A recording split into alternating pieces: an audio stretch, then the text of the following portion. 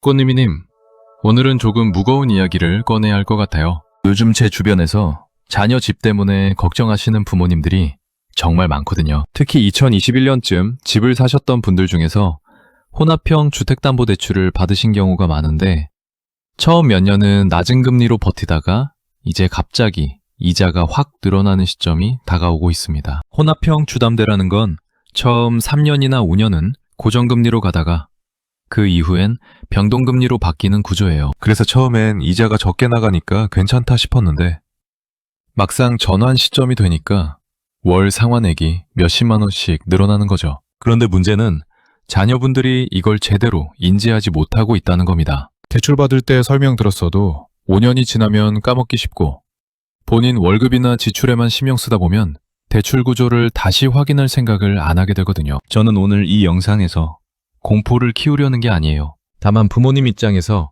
자녀의 집과 대출을 어떻게 점검해야 하는지 그 구체적인 방법을 알려드리고 싶습니다. 막연하게 걱정만 하는 게 아니라 숫자를 확인하고 제도를 활용하고 세금 일정까지 챙기는 실질적인 도움을 드리는 게 제 목표거든요. 꽃님이님, 댓글로 혹시 자녀분 대출 구조 확인해 보신 적 있으신지 한번 남겨주세요. 제가 며칠 전에 만난 62세 김영희님 이야기를 먼저 들려드릴게요. 김영희님, 아드님이 2021년에 아파트를 샀는데 그때 금리가 낮아서 대출 조건이 괜찮았대요.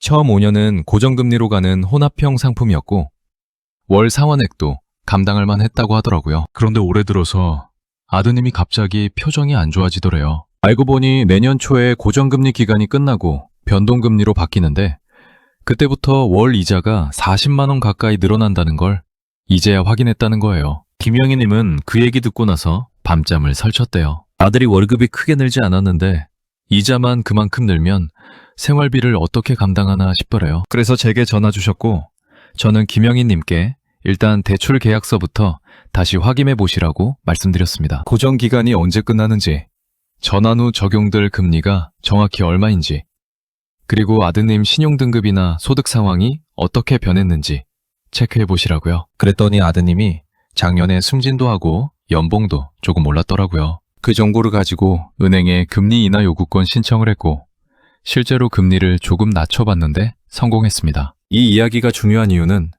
김영희님이 막연한 걱정에서 벗어나서 구체적으로 숫자를 확인하고 제도를 활용했다는 점이에요. 그냥 걱정만 하고 있었으면 아무것도 바뀌지 않았겠죠. 꽃님이님도 마찬가지예요. 자녀분 대출이 어떤 구조인지, 언제 금리가 바뀌는지, 그리고 금리를 낮출 방법이 있는지 한 번만 제대로 점검해 보시면 충분히 대응할 수 있습니다. 그런데 여기서 끝이 아니에요. 올해는 특히 세금 일정까지 신경 써야 하거든요. 2026년 5월 9일이라는 날짜가 왜 중요한지, 그리고 그 전에 뭘 준비해야 하는지도 뒤에서 자세히 말씀드릴 겁니다. 혹시 지금 이 영상이 도움이 되신다면 구독과 좋아요 눌러주세요. 이 채널은 꽃님이님의 안정적인 노후를 응원합니다. 끝까지 보시면 자녀 집 문제를 어떻게 정리해야 하는지 명확하게 깨닫게 되실 거예요. 그럼 이제 본격적으로 확인해야 할 항목들을 하나씩 짚어보겠습니다. 자녀분 대출이 혼합형인지부터 확인해야 합니다. 혼합형 주택담보대출은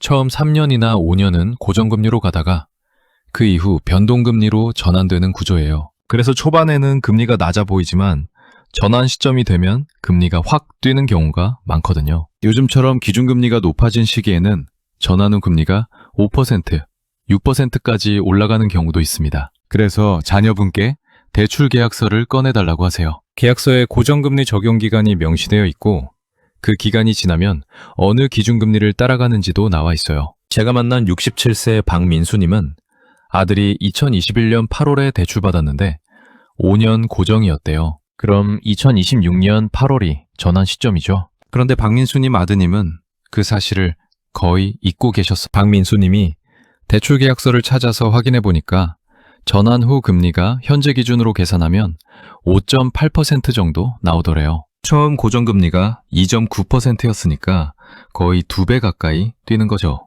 이런 걸 모르고 있으면 갑자기 이자가 늘어났을 때 당황하게 되고 그러면 대응이 늦어집니다. 그래서 지금 당장 자녀분께 전화해서 대출 계약서 좀 보자고 하세요. 보정기간이 언제 끝나는지, 전환 후 금리가 얼마나 되는지, 숫자로 확인하는 게 첫 번째 단계예요. 두 번째로 확인할 건 금리 인하 요구권입니다. 이건 신용 상태가 개선됐을 때 은행에 금리 인하를 요구할 수 있는 권리예요. 금융당국이 2020년대 들어서 이 제도를 계속 강화하고 있고 은행들도 안내를 많이 하고 있거든요. 그런데 문제는 대부분 사람들이 이 제도를 몰라요. 자녀분이 대출받을 당시보다 신용등급이 올랐거나 연봉이 늘었거나 다른 대출을 갚아서 부채 비율이 낮아졌다면 금리 인하 요구권을 쓸 수 있습니다. 한국은행 자료를 보면 2023년 기준으로 금리 인하 요구권 신청 건수가 전년 대비 늘었고 실제로 승인받는 비율도 높아지고 있어요. 제가 상담한 65세 이순자님 따님은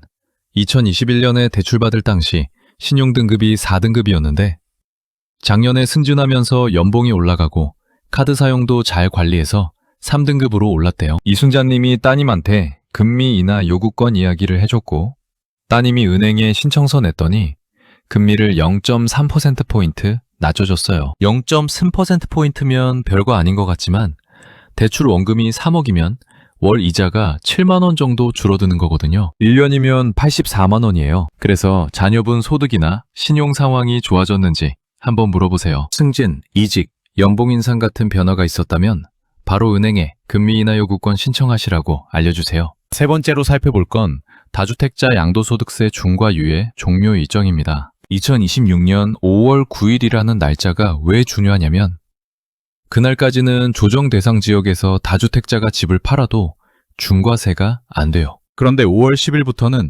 2주택자는 기본 세율의 20%포인트, 3주택 이상은 30%포인트가 추가로 붙습니다. 이건 정부가 발표한 내용이고 기획재정부 자료에도 명시되어 있어요. 그래서 만약 자녀분이나 꽃님이님 본인이 조정 대상 지역에 집을 2채 이상 갖고 계시다면 5월 9일 전에 매도를 고려해야 하는지 점검해 봐야 해요. 그런데 여기서 중요한 건 무조건 팔라는 게 아니에요. 내 상황이 중과 대상인지 먼저 확인해야 합니다. 조정 대상 지역 기준도 바뀔 수 있고 보유 기간이나 거주 요건에 따라 비과세나 감면이 적용될 수도 있거든요. 제가 만난 69세 최영수님은 아들이 서울에 아파트 2채를 갖고 있었는데 그중 한 채는 실거주 중이고 나머지 한 채는 전세를 놓고 있었어요. 최영수님이 걱정돼서 제게 물어보셨고 저는 일단 2채 모두 조정 대상 지역에 있는지 보유 기간이 얼마나 되는지 실거주 요건을 충족하는지부터 확인해 보시라고 했어요. 알고 보니 실거주 중인 집은 2년 이상 살았고 보유 기간도 길어서 비과세 요건을 충족했더라고요. 그래서 중과 걱정 없이 한 채만 정리하면 되죠. 네 번째로 점검할 건 매도 시점과 거래 일정입니다. 5월 9일이 데드라인이라고 해서 그날까지 집을 팔면 된다고 생각하시면 안 돼요. 부동산 거래는 계약일, 잔금일, 등기일이 다 따로 있거든요. 양도소득세는 잔금일 기준으로 양도 시기가 결정됩니다. 그래서 5월 9일까지 중과 유예를 받으려면 잔금일이 5월 9일 이전이어야 해요. 보통 계약하고 한두 달 뒤에 잔금 치르니까 늦어도 3월이나 4월 초에는 매매 계약을 해야 한다는 뜻이죠. 제가 상담한 64세 정미영님은 딸이 경기도 조정 대상 지역에 아파트 2채를 갖고 있었는데 그중 한 채를 팔려고 했대요. 정미영님이 저한테 5월 중순쯤 팔면 되냐고 물어보셨는데 그건 이미 늦는다고 상연드렸어요. 잔금일이 5월 9일 이전이어야 하니까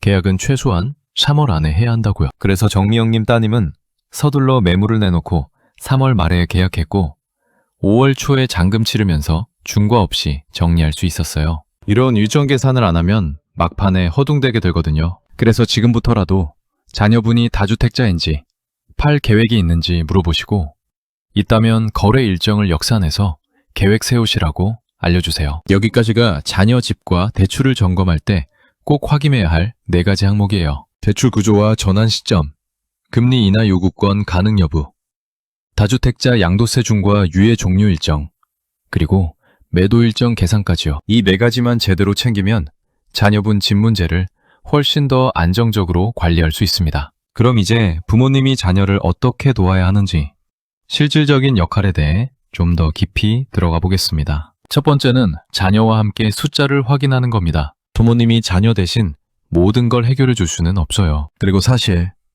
그럴 필요도 없고요. 대신 자녀분이 스스로 상황을 파악할 수 있도록 옆에서 같이 숫자를 보는 거죠. 대출 잔액이 얼마인지, 현재 금리가 몇 %인지, 전환 후 금리는 얼마나 되는지, 월 상환액이 어떻게 바뀌는지를 표로 정리해 보세요. 엑셀 쓸 줄 아시면 간단하게 표 만들어서 함께 보시고, 어려우시면 종이에 손으로 써도 돼요. 중요한 건 눈에 보이게 만드는 거예요. 제가 만난 63세 한정숙님은 아들이 대출 이야기만 나오면 피하더래요. 그래서 한정숙님이 아예 노트북 들고 아들 집에 찾아가서 같이 은행 앱 켜고 숫자를 하나씩 확인했대요. 현재 대출 잔액, 금리, 남은 상환 기간, 월 상환액을 표로 정리하고 전환 후 금리가 5.5%라고 가정했을 때 월 상환액이 얼마나 늘어나는지 계산기 두드려 봤어요. 그랬더니 아들이 그제야 심각성을 깨달았고 바로 그 다음 주에 은행 찾아가서 금리 인하 요구권 상담받았대요.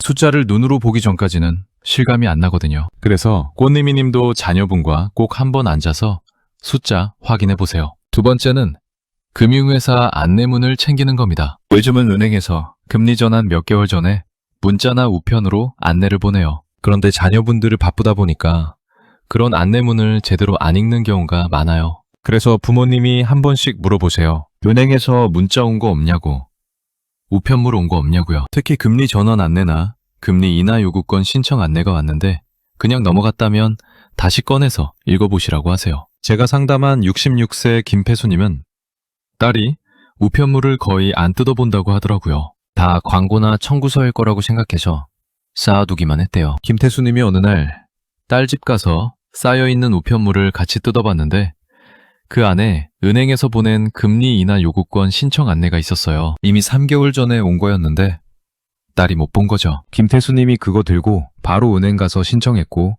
금리를 0.2%포인트 낮췄어요. 이런 안내문 하나가 몇십만 원을 아낄 수 있는 기회가 되는 거거든요. 그러니까 자녀분한테 주기적으로 은행 문자나 우편물 확인하시라고 당부해 주세요. 세 번째는 세금 전문가 상담을 권하는 겁니다. 다주택자 양도소득세는 정말 복잡해요. 조정 대상 지역 여부, 보유 기간, 거주 요건, 취득 시기, 매도 순서에 따라서 세금이 천차만별로 달라지거든요. 그래서 부모님이 직접 세금 계산하려고 하지 마시고 자녀분한테 세무사나 회계사한테 상담받으라고 권해주세요. 상담 비용이 몇만 원에서 몇십만 원 들어가지만 그거 아까워서 잘못 판단했다가 세금 몇백만 원, 몇천만 원 더 낼 수도 있어요. 제가 만난 68세 박순희님 아드님은 아파트 2채를 갖고 있었는데 어느 걸 먼저 팔아야 세금이 적게 나오는지 몰랐대요. 박순희님이 세무사 사무실 예약해 주셔서 아드님이 상담받으러 갔는데 알고 보니 매도 순서를 바꾸면 비과세를 한 번 더 쓸 수 있는 구조였어요. 그래서 원래 팔려던 집 말고 다른 집을 먼저 팔았고 덕분에 세금을 1천만 원 가까이 아꼈다고 하더라고요. 이런 건 전문가한테 물어봐야 알 수 있는 거예요. 그러니까 자녀분이 다주택자라면 꼭 세무상담 받으시라고 말씀해 주세요. 네 번째는 가족끼리 정기적으로 대화하는 겁니다. 1년에 한두 번은 자녀분 집과 대출 얘기를 꺼내보세요. 대출 잔액이 얼마나 줄었는지, 금리는 어떻게 됐는지, 집값은 올랐는지 내렸는지, 앞으로 계획은 뭔지 물어보는 거죠. 그냥 일상 대화처럼 자연스럽게요. 부모가 자꾸 간섭한다고 느끼면 자녀가 방어적으로 나올 수 있으니까 걱정하는 마음보다는 함께 점검한다는 느낌으로 접근하세요. 제가 상담한 65세 이명희님은 명절 때마다 자녀들 모아놓고 각자 집 얘기를 간단하게 나눈대요. 부담스럽지 않게 한 사람당 5분 정도씩 근황 공유하고 혹시 어려운 부분 있으면 같이 고민을 보자고 하더라고요. 그렇게 하다 보니까 둘째 아들이 금리 전환 시기를 놓칠 뻔한 걸 미리 알게 됐고 가족들이 함께 은행 찾아가서 대출 조건 재협상했어요. 가족끼리 대화가 잘 되면 문제를 미리 발견할 수 있고 함께 해결할 수도 있어요. 그러니까 자녀분한테 부담 안 되는 선에서 주기적으로 대화 시도해보세요. 다섯 번째는 부모님 본인의 재정 상태도 점검하는 겁니다. 자녀 집 걱정하는 건 좋은데 그러다가 본인 노후 자금을 다 써버리면 나중에 더 큰 문제가 생겨요. 자녀한테 집 문제 생겼다고 무리하게 돈 빌려주거나 대출 갚아주려고 하지 마세요. 본인 노후 자금이 충분한지, 생활비는 안정적으로 나오는지, 혹시 빚은 없는지 먼저 확인하세요. 그리고 도와줄 여력이 있을 때만 도와주는 거예요. 제가 만난 70세 최동수님은 아들이 대출이자 감당 못한다고 하니까 자기 예금 깨서 5천만 원을 빌려줬대요. 그런데 그 돈이